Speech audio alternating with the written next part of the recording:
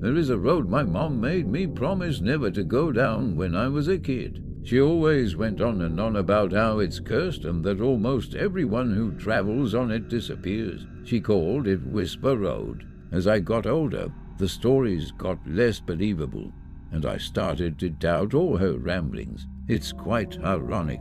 Actually, my mom is in the hospital dying as we speak, and I'm on my way to visit her. However, the road I'd normally take is under construction. The main road has a huge pile-up. Someone got into a big accident, so the only road I can take that will get me to the hospital in time is, you guessed it, Whisper Road. The old people in my town avoid the road as if it's the plague, but I've seen a few young folk travel the road and come out just fine. Mom said this is because the road chooses its victims carefully, but I say it's because the road is simply a road. Nothing more, nothing less. Either way, I'm about to head down the long road my whole childhood revolved around, and I hate to admit I'm kinda concerned.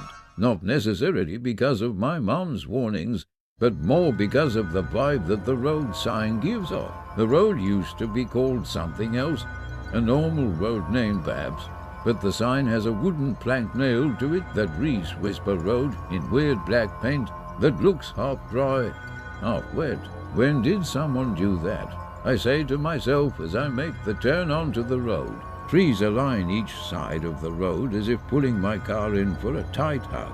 It's strange, but I feel myself starting to get unusually relaxed and tired. I don't know what my mom was talking about.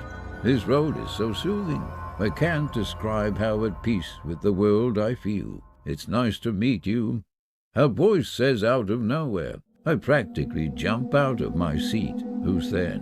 I say as I frantically check the back seat. Nothing was there. After a minute or two passes, I convince myself my mind was playing tricks on me. It must have been the radio. Luke, what the hell? I scream as I bring the car to a halt. Someone just said my name. I look out the window and see nothing. What is happening? I turn off the radio and listen closely to my surroundings. I can hear my heavy breathing and my fast heartbeat as if it were a musical tune. Look at me. Her voice says in a whisper, I'm losing it. The mirror. The voice says patiently. My hands start to shake as I look into the rearview mirror. A face that looks like it's made of black fog appears. Looking at me, its eyes are bright yellow, and its mouth is pinned in a crooked smile. Let's have a race, it said as if whispering right into my ear. I blinked and it was gone. I stepped on the gas. I have no clue what the hell the thing was or what it meant to do, but I'm getting the hell off of this road, so help me God. The rest of the way to the hospital, I looked out for the weird thing I saw and heard. It never appeared, though. I soon made it to the hospital where my mom has been for the last few months. As I walked into the room, my mom's eyes lit up. You made it, she said with a soft smile. I nodded and made my way over to her side. Mom, I really... H, just let me look at you, she said, cutting me off. We stared at each other for a while. It was nice. Dear, do you have something to tell me? She asked, breaking the silence. I looked at her, confused. Did you go down Whisper Road? She asked, tilting her head. I slowly backed away. Yes, I said, ashamed. Then did you win? She asked, looking at me with pure curiosity. I froze. Words. I asked with a shaky voice. The race? Did you win? She asked once more. Just then, her eyes turned a bright yellow, and her smile became crooked. I gasped and got up to run, but it was too late. I opened my eyes, and I was back in my car on the road, staring at the thing through the mirror. The road is your home now, Luke, the thing said before disappearing again. I went to grab my phone to call for help, but when I looked down at my hand, it was a black fog. I looked back in the mirror and screamed. I had yellow eyes and a mouth so wide that when I smiled, it was crooked. I jumped again at the sound of an upcoming car. I sat and took in a few deep breaths. I watched the car get closer and closer. Suddenly, I wasn't scared anymore. How could I be? It's time to welcome someone else to the home I now know as Whisper Road. As the approaching car drew nearer, I felt a strange sense of anticipation. The driver slowed down and rolled down the window. It was a young woman, her face filled with worry. "Are you okay?" she asked, concern evident in her voice. I chuckled, my voice distorted and eerie. "No, I'm more than okay," I replied, my yellow eyes gleaming with a twisted excitement. "I've just found my new home on Whisper Road." The woman's eyes widened in horror as she realized what I had begun. She quickly stepped on the gas, speeding away from me as fast as she could. But I knew she wouldn't be the last. Whisper Road would keep calling out to new victims, drawing them in with its eerie allure. Days turned into weeks, and weeks turned into months. I no longer felt fear or regret. I embraced the darkness that consumed me, reveling in the power it bestowed upon me.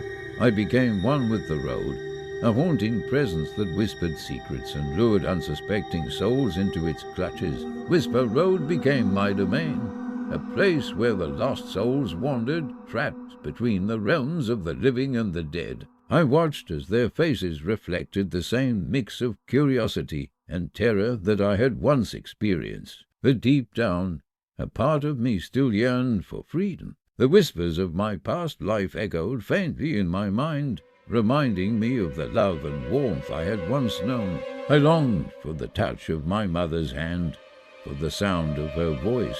One fateful night, as I prowled along the road, I noticed a figure walking on the side. It was a young girl, her eyes filled with sadness. Something about her tugged at my heart, awakening the sliver of humanity that remained within me. I approached her cautiously, my crooked smile fading. "You should not be here," I whispered, my voice a mere echo of its former self. The girl turned to me, her eyes filled with a mix of fear and curiosity. "Why?" she asked, her voice trembling. I hesitated for a moment, unsure of how to explain the curse that had befallen me.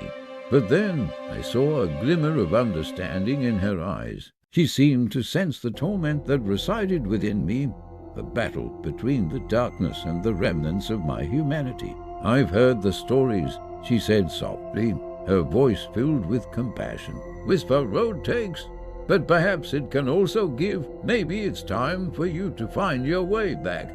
Her words struck a chord deep within me. Could there be a way to break free from this cursed existence? Was redemption possible? Together, we embarked on a journey along Whisper Road, searching for answers and seeking a way to break the cycle. The road seemed to respond to our presence, its whispers growing louder and more insistent. We encountered lost souls who pleaded for release, trapped in an eternal torment like mine. As we delved deeper into the mysteries of Whisper Road, we discovered ancient legends and forgotten rituals that held the key to breaking the curse. It became apparent that the road was more than just a cursed path.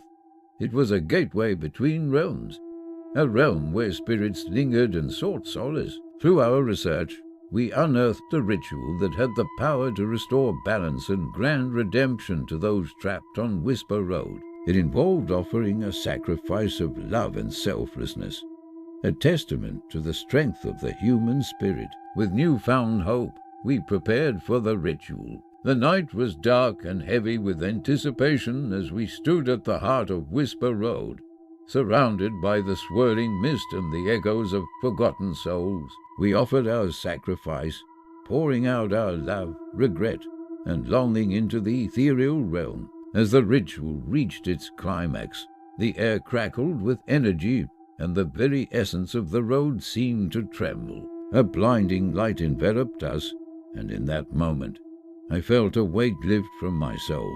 The darkness that had consumed me began to recede, replaced by a glimmer of light. When the light finally faded, I found myself standing on the road, human once more. The curse that had plagued me had been broken, and I was free. The girl, my companion on this journey, stood beside me, a smile of relief and joy on her face. Whisper Road, no longer a place of nightmares and despair, embraced the dawn with a newfound tranquility.